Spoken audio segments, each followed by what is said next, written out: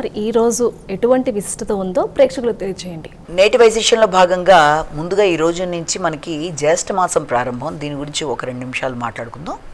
ఈ జ్యేష్ఠ మాసం అనేది మనం తీసుకున్నట్లయితే చైత్రం వైశాఖం తర్వాత వచ్చేది జ్యేష్ఠ మాసం. ఈ మాసం అనేది ఇప్పుడు మనకి ప్రారంభమైంది.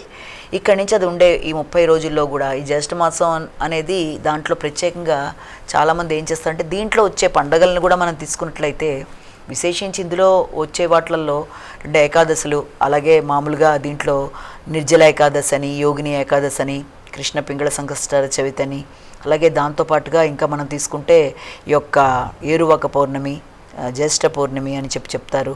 ఇలాగే దీంట్లో ఇంకా విషయాలు కనుక చూసుకున్నట్లయితే మామూలుగా ఇది దశపాపహర దశమి అని, ఇలాంటివన్నీ కూడా ఈ దీంట్లో వచ్చే భాగాలుగా మనం మాట్లాడుకుంటాం. ఇలా కాకుండా మామూలుగా కూడా జనరలైజ్గా కూడా చూసినట్లయితే ఇందులోనే ఫాదర్స్ డే అని చెప్పి, ఇంటర్నేషనల్ యోగా డే అని చెప్పి 21st ఇలాగా వాటికి సంబంధించినవి కూడా ఈ మాసంలో మనకు ఉంటుంది. అలాగే ఈ మాసంలో మనకి దాదాపుగా ఈ యొక్క రోహిణీ కార్తె కూడా 8వ తారీఖు జూన్ దాకా ఉండడం, కొంత తర్వాత కొంచెం చల్లబడ్డం లాంటివి, ఇలాంటివన్నీ కూడా ఈ ప్రధానంగా ఈ యొక్క మాసంలో మనం చూసేవి. అయితే ఈ మాసంలో కూడా ఎక్కువగా చాలామంది విష్ణువుని ఆరాధించే వాళ్ళు ఉంటారు, దాన ధర్మాలు చేసేవాళ్ళు ఉంటారు. అలాగే ఇప్పుడు మనం చెప్పుకున్న ఈ యొక్క యోగిని ఏకాదశను, నిర్జల ఏకాదశను, వీటికి సంబంధించి సంకష్ట చవితులు పాటించే వాళ్ళు వాటికి సంబంధించిన విధంగా ముందుకు వెళ్ళడం, ఇలాంటివి చేసే విధానాల్లో చాలా విషయాలు దాని పరంగా పాటించేవాళ్ళు దాని పరంగా చూస్తూ పెడతారు. ఇది జనరల్గా మనకి ఈ జ్యేష్ఠ మాసంలో కవర్ అయ్యే విషయాల్లో మనం ఇది చెప్తాం.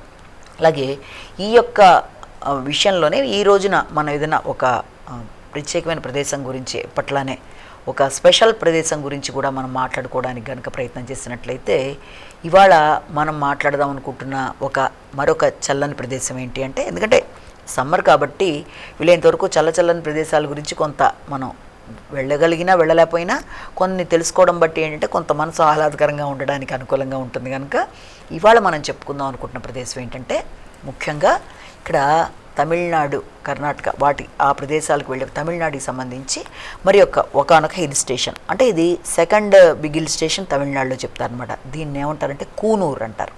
కూనూరు అంటే ఇది దరిదాపులో మనకి చాలా దగ్గరగా, ఊటీకి దగ్గరగానే ఉంటుంది. అంటే చాలామంది ఏమనుకుంటారంటే ఊటీకి వెళ్ళడం ఎక్కువ బాగుంటుందా, కూనూరు వెళ్ళడం బాగుంటుందా అంటే దేని దారి దాంది. అంటే ఊటీలో కొంత ఎక్కువ జనసందోహం లాంటిది అధికంగా ఉంటే కూనూరు అనేది ఎలా ఉంటుందంటే మనం పీస్ఫుల్గా ఉండడం, ఒక చల్లని ప్రదేశంలో ఉండడం మాత్రమే కాకుండా ఆ వాతావరణం అంతా కూడా ఒక టైప్ ఆఫ్ అంటే స్పిరిచువాలిటీ అని కాకపోయినా మానసిక ప్రశాంతత, కొంత స్థిమితంగా ఉండడానికి ఎక్కువ రద్దీ లేకుండా ఉండే ప్రదేశంగా ఉంటూ అది ఒక హిల్ స్టేషన్గా కూడా చెప్తారు. ఈ కూర అనేది 2nd బిగ్, దీన్నే గ్రీన్ వ్యాలీ అని కూడా అంటారు. ఎందుకంటే ఎక్కడ చూసినా మనకి పూర్తిగా దట్టంగా చక్కటి గ్రీనరీ, అది ఎత్తైన వృక్షాలు ఉండడం ఏంటి, అన్నీ కూడా సంవత్సరం అంతా కూడా అది ఎలా ఉంటుందంటే చాలా చక్కగా ఆ ప్రదేశంలో మనకి చాలా పీస్ ఆఫ్ మైండ్ ఏర్పడుతుంది. అంటే ఎక్కువ ప్రెషరు, అంత నిత్య జీవితంలో ఎక్కువ ఇబ్బంది పడుతూ వృత్తిపరంగా కానీ ప్రవృత్తిపరంగా కానీ ఆ చికాకులు ఇలాంటివన్నీ ఉండి జన సమర్థత అధికంగా ఉండే ప్రదేశాల్లో ఉండేవాళ్ళు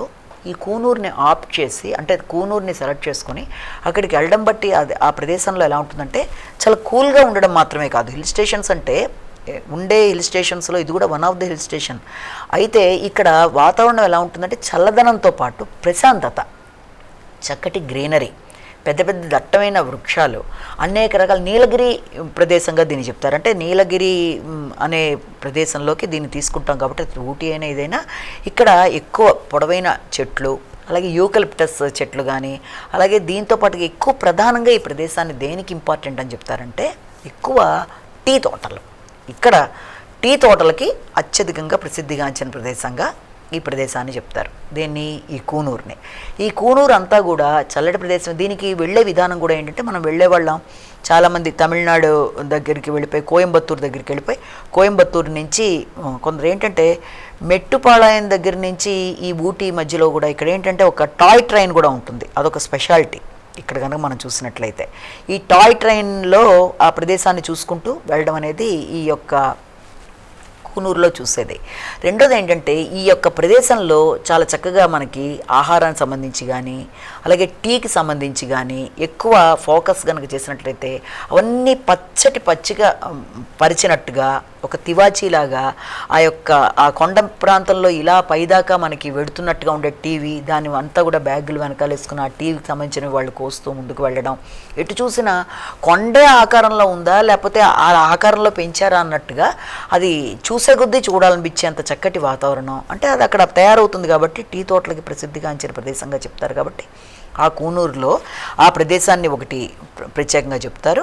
అలాగే ఇక్కడ ఎక్కువ ఈ ప్రదేశం నుంచి ఈ రకరకాల పక్షుల్ని వాచ్ చేయడానికి చాలా అనుకూలమైన ప్రదేశం. సాధారణంగా ఇక్కడ మంచి మంచి ఏరియాల నుంచి మనకి సాధారణంగా కనబడిన పక్షులు అనేవి ఇక్కడ ఎక్కువ కనబడుతూ ఉంటాయి కనుక వాటిని వాచ్ చేయడానికి కూడా ఒక ప్రధాన ప్రదేశంగా కూడా ఒక ప్రత్యేకమైన ప్రదేశంలో కూర్చొని చల్లగా అక్కడ మనం చూస్తే బాగుంటుంది అన్నట్టుగా ఈ ప్రదేశంలో ఒకటి చెప్తారు. అలాగే దీంట్లో ఏంటంటే ఇది సెకండ్ బిగ్ హిల్ స్టేషన్ అని చెప్పాం కదా, కాబట్టి ఇక్కడి నుంచి వాణిజ్య పరంగా అన్నీ వెళుతూ ఉంటాయి వస్తూ ఉంటాయి. అలాగే చల్లటి ప్రదేశంతో పాటు పీస్ ఆఫ్ మైండ్ ఏర్పడే ప్రదేశం కూడా. రెండోది ఏంటంటే తేయాకుడు అంటే టీకి సంబంధించిన ప్రదేశంగా ఇక్కడ ఏంటంటే ఎక్కువ వాటికి సంబంధించి ఒక ప్రోగ్రామ్ లాగా ఇయర్లీ జరుగుతూ ఉంటుంది. ఎలాగా ఎగ్జిబిషన్ టైప్లో అక్కడ రకరకాలవన్నీ కూడా అక్కడ ఉత్పత్తులన్నీ చూపించడం, అక్కడ ఒరిజినల్వన్నీ కూడా దొరుకుతాయి. అంటే అది అక్కడ ఆహార పదార్థాలు కూడా అక్కడ జామ్ అనేది చాలా ఫేమస్. అక్కడ దొరికే జాము అది అలా ఇక్కడ దొరికే తేనె అందులో ఎలాంటి కల్తీలు లేకుండా ఒరిజినల్స్ దొరుకుతాయి కనుక ఆ ప్రదేశంలో దొరికే ఈ యొక్క స్పైసెస్ కానీ లేకపోతే ఈ యొక్క నీలగిరి ఉత్పత్తులు, తర్వాత ఈ ఆహార పదార్థాలు అంటే ఈ తేనె జాములు ఇవన్నీ తర్వాత అక్కడ ఎక్కువ ఫేమస్గా మనకు దొరికితే రాజ్మాకి సంబంధించిన ఫుడ్ అనేది ఎక్కువ పెడతారు. ఇవన్నీ కూడా చాలా విశేషంగా ఉండే ప్రదేశం, చల్లని వాతావరణం. కూనూరు అనేది ద బెస్ట్ ఆప్షన్. అంటే చూడాలి అనుకున్న వాళ్ళకి అవకాశం ఉంటే తప్పకుండా ఎప్పుడైనా ఫ్యూచర్లో చూసినప్పుడు ఇది చేసే ప్రదేశం.